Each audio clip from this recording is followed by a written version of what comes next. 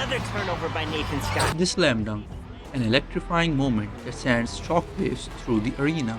In the early days of basketball, the game was all about finesse and fundamentals. Then came a revolution. A young Kareem Abdul-Jabbar, then Leo Alcindor, dominated the sport so completely that the NCAA banned dunking altogether. To truly understand the slam dunk, we have to journey back to the early days of basketball.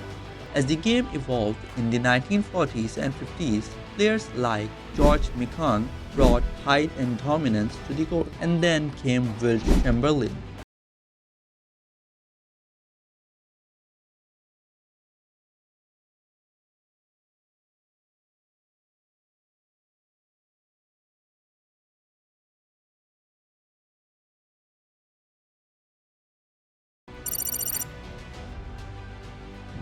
It was 1967 and the slam dunk was quickly becoming basketball's ultimate statement of power and dominance.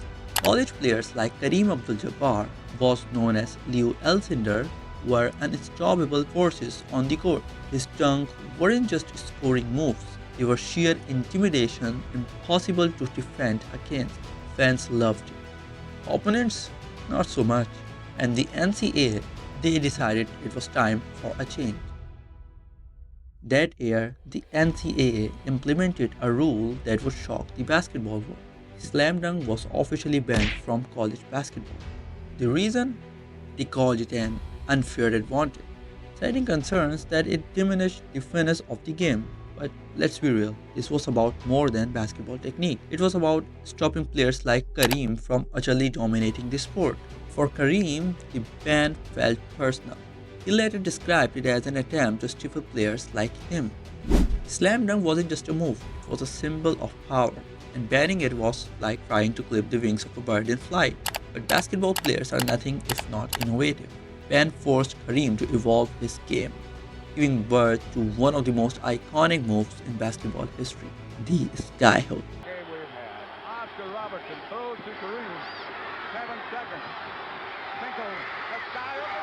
The ban may have silenced the dunk for a while, but it couldn't stop the creativity and resilience of the players.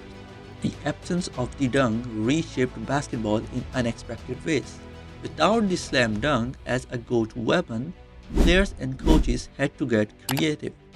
The game became more strategic, with an emphasis on teamwork, ball movement, and mid-range shooting. In a way, the ban elevated the skill level across the board, but it also left fans yearning for the thrill they had come to love.